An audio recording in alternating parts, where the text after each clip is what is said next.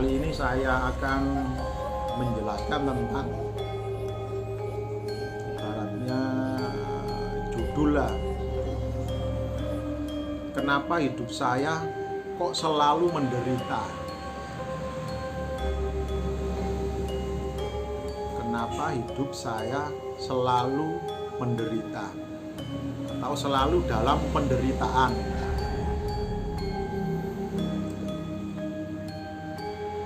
Jadi kali ini saya akan memberikan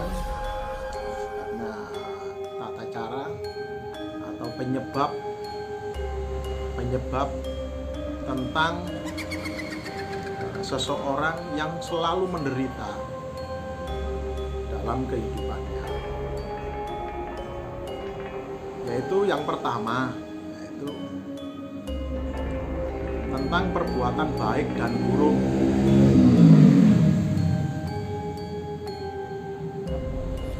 Perbuatan baik dan buruk kita di masa lampau ataupun di masa yang sekarang itu pengaruh dengan ibaratnya itu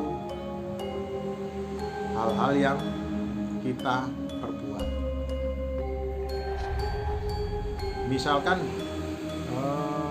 kita pernah berbuat buruk kepada si A, waktu masa lampau, atau berbuat merugikan, atau telah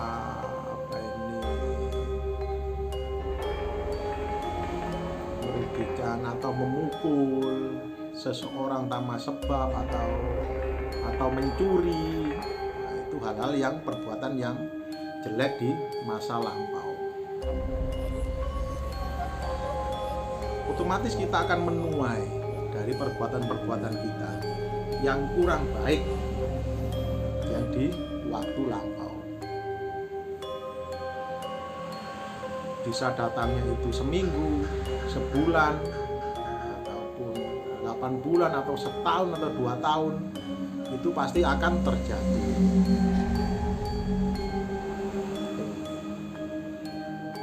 Jadi perbuatan baik dan buruk seseorang itu berpengaruh dalam kehidupan kita. Kita adalah berpikir, saya kok sulit, kok susah dalam mencari rezeki atau masalah keuangan. Berarti dulur-dulur atau jenengan itu orangnya kurang sedekah, kurang bersedekah, berarti medit. Nanti berimbas ke dalam kehidupan Anda. Bila Anda melakukan perbuatan baik seperti bersedekah, insya Allah rezeki ada saja. Besar, kecil, pasti ada. Nanti kita harus introspeksi diri. Kenapa ya kok saya susah cari uang, cari rezeki itu tadi. Berarti kita kurang sedekah, bersedekah kepada orang. Kemudian kok masalah jodoh, mendapatkan jodoh kok susah saya. Karena kita jauh dari saling mengasihi sesama manusia. Jadi kita sukanya itu ya suka bermusuhan, itu kurang menerima seseorang, tidak ada rasa welas kasihan pada sesama itu. Jadi harus sebaliknya, kalau jodohnya susah, dulur-dulur harus belajar saling mengasihi sesama teman, keluarga, ataupun orang lain yang tidak dikenal. Nanti menghormati, itu saling menghargai. Insya Allah akan terbuka. Kemudian masalah sakit, saya kok sering sakit-sakitan, sakit ini, sakit itu, 1 minggu belum sembuh, ada lagi tambahan sakit, sudah sembuh 1 minggu, 2 hari sakit lagi ya. Jadi Anda harus sering melakukan menolong sesama makhluk ciptaan Tuhan. Itu ya, ibaratnya itu orang sakit. Orang sakit itu sering memberikan pertolongan atau memberikan pertolongan kepada binatang atau hewan yang tersakiti. Insya Allah Anda akan sering sembuh, gak gampang sakit-sakitan. Itu timbal balik antara kebaikan dan keburukan. Misalnya saya kok sulit mempunyai momongan atau sulit hamil, karena dulur-dulur ini dalam pikiran dan perbuatannya selalu menolak. Bila ada ketemu bayi, kehadiran anak kecil, bayi, coba belajar menyayangi, menggendong bayi itu. Karena dalam pikiran yang susah punya momongan atau sulit hamil itu karena pikirannya itu selalu menolak. Jika kepin gendong, ada perasaan itu mangkel, nggak mau nerima. Itu. Coba saling mengasihi, menyenangi, menerima dengan kehadiran sosok bayi. Insya Allah Anda cepat dapat momongan. Ingat sambil berdoa. Makanya orang zaman dulu itu tak silene anakku, tak sile anakmu. Padahal buat pancingan. Soal digendong itu nanti lama-lama ada perasaan suka, senang. Kuncinya orang zaman dulu dalam mendapatkan keturunan. Jadi hilangkan rasa ada penolakan, tidak suka, kurang bersyukur menerima kehadiran bayi itu akan mengganggu suatu proses dalam ibaratnya keturunan. Kemudian yang kedua, tidak menghormati orang tua dan leluhur. Jadi penderitaan, sering menderita karena jenengan ini orangnya itu berani dengan orang tua, wani, banyak durhaka dengan orang tua. Kemudian tidak menghormati leluhur yang telah meninggal. Misalnya nggak tahu kirim doa,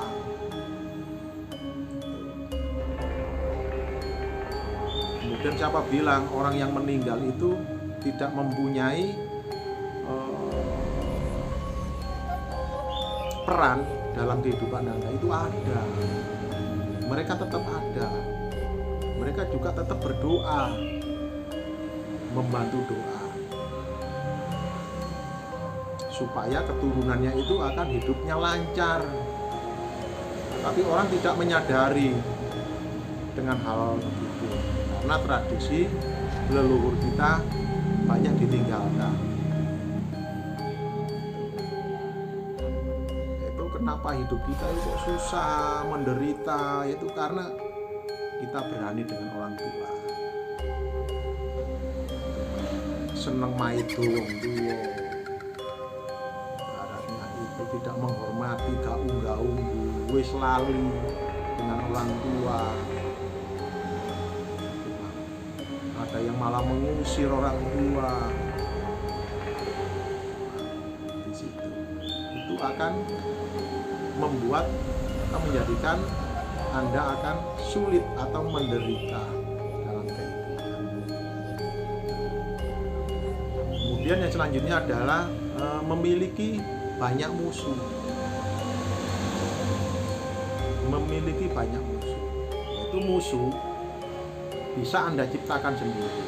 Itu kita ciptakan musuh. Aku gak seneng ambek ibu. Ibaratnya aku benci sama dia. Kemudian mengutarakan kata-kata yang kurang bagus ataupun memukul, kemudian merendahkan martabatnya dia, itu akan menjadikan musuh ke kita. Dia juga akan mendoakan kita ataupun menjatuhkan diri kita. Kemudian ada musuh yang terbentuk dari suatu proses.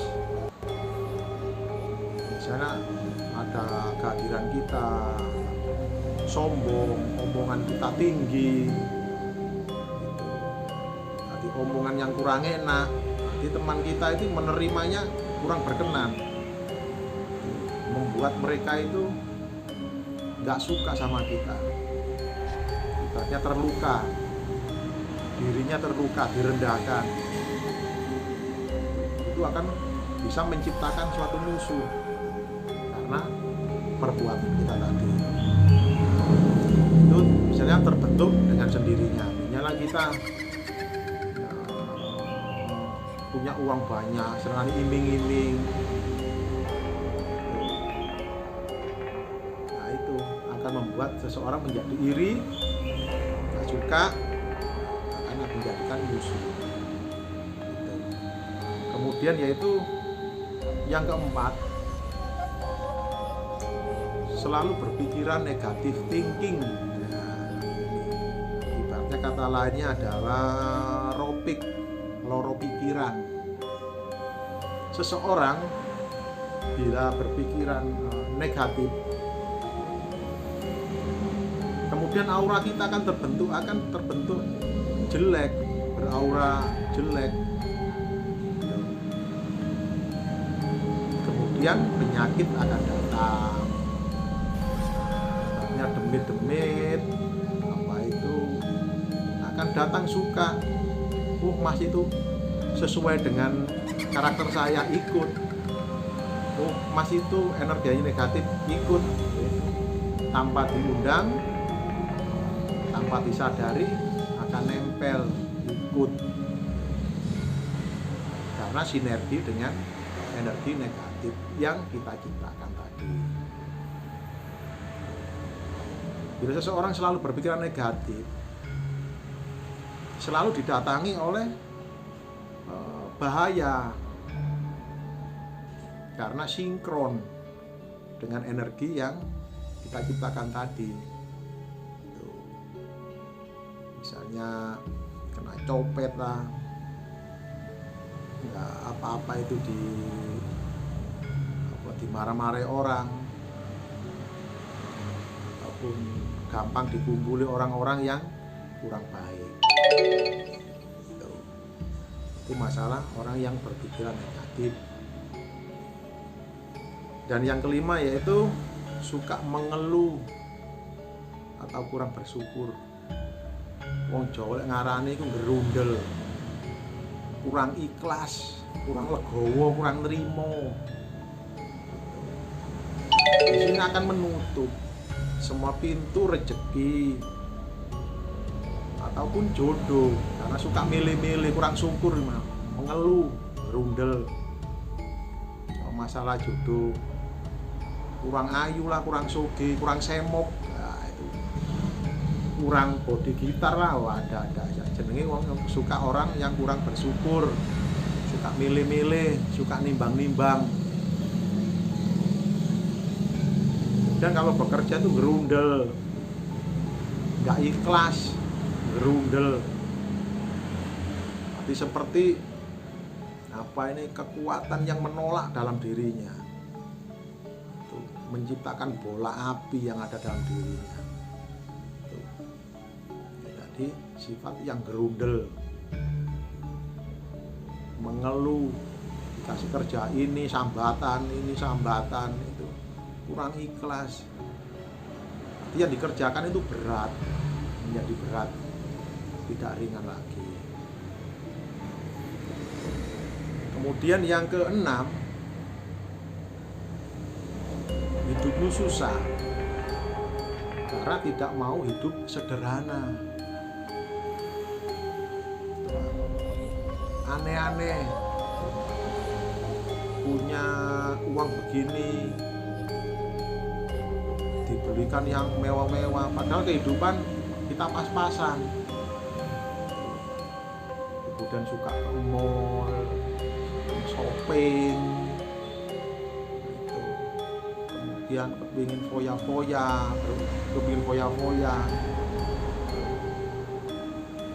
namun tidak mengindahkan atau untuk keperluan atau yang ditabung. Kalau mau hidup sederhana seperti ya diterima seadanya makan, yang penting sehat. Niru di iklan, kepingin ini iklan di TV atau di mana, di media atau pengumuman makanan ini, makanan itu.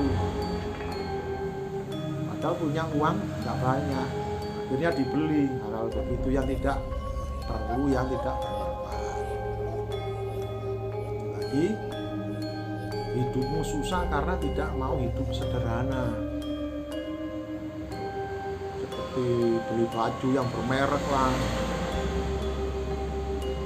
yang mahal-mahal. Sebenarnya sama saja dengan baju-baju yang biasa saja, yang penting pas dan cocok. Itu ibaratnya itu berhidup mewah, gak mau hidup sederhana. Itulah ada 6 poin yang saya berikan tentang kenapa hidup saya kok selalu menderita. Kesimpulan yaitu yang mempengaruhi adalah perbuatan baik dan buruk. Kedua, tidak menghormati orang tua ataupun leluhur. Kemudian yang ketiga yaitu memiliki banyak musuh. Kemudian yang keempat, selalu berpikiran negatif ataupun loro pikiran. Itu yang kelima, suka mengeluh atau kurang bersyukur. Dan yang terakhir keenam adalah hidupmu susah karena tidak mau hidup sederhana. Cukup sekian konten yang saya berikan. Bila ada perkataan yang kurang berkenan, saya mohon minta maaf. Bila ada penambahan, monggo ditambahkan. Kita selalu belajar.